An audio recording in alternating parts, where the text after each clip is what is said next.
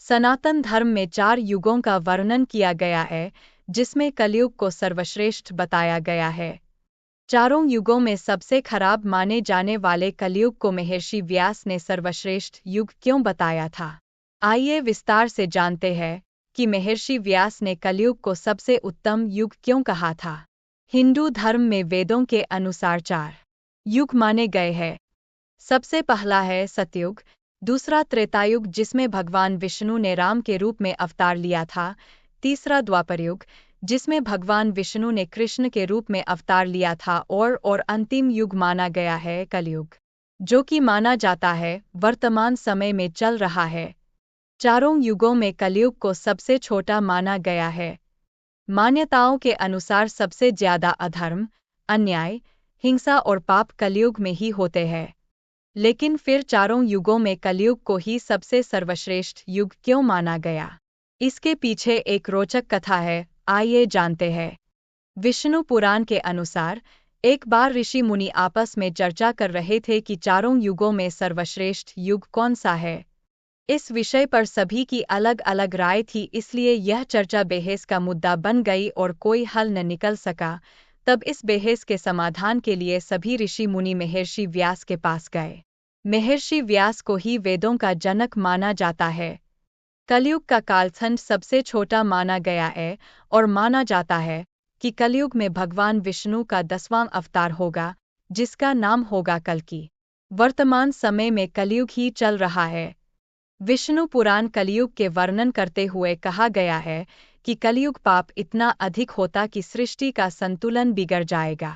कन्याएं 12 साल में ही गर्भवती होने लगेंगी, मनुष्य की आयु औसतन 20 वर्ष हो जाएगी।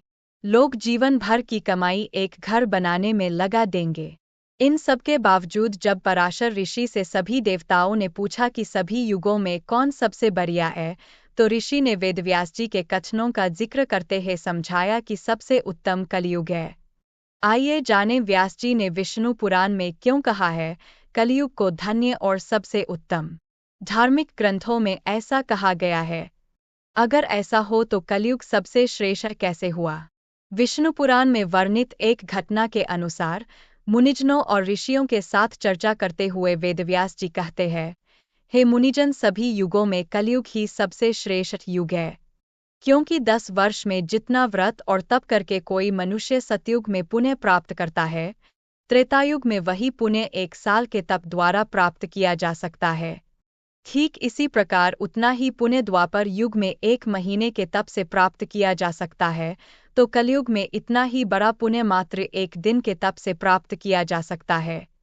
इस तरह व्रत और तप के फल की प्राप्ति के लिए कलयुग ही सबसे श्रेष्ठ समय है। महर्षि व्यास ने ऋषि मुनियों की बात सुनकर उनसे कहा कि चारों युगों में कलयुग ही सर्वश्रेष्ठ युग है, क्योंकि सतयुग में 10 वर्षों तक पूजा पाठ, जप तप और व्रत करने का जो पुण्य प्राप्त होता है, वही पुण्य त्रेता युग में मात्र 1 साल के पूजा पाठ, जप तप और व्रत से मिल जाता है, और द्वापर युग में यही मात्र 1 महीने के जप तप से मिल जाता है, जबकि कलयुग में वही पुण्य मात्र 1 दिन के जप और तप से ही मिल जाता है। इसलिए महर्षि व्यास ने कहा चारों युगों में कलयुग ही सबसे श्रेष्ठ युग है, जिसमें मात्र 1 दिन की भक्ति से ही 10 सालों का पुण्य प्राप्त हो जाता है।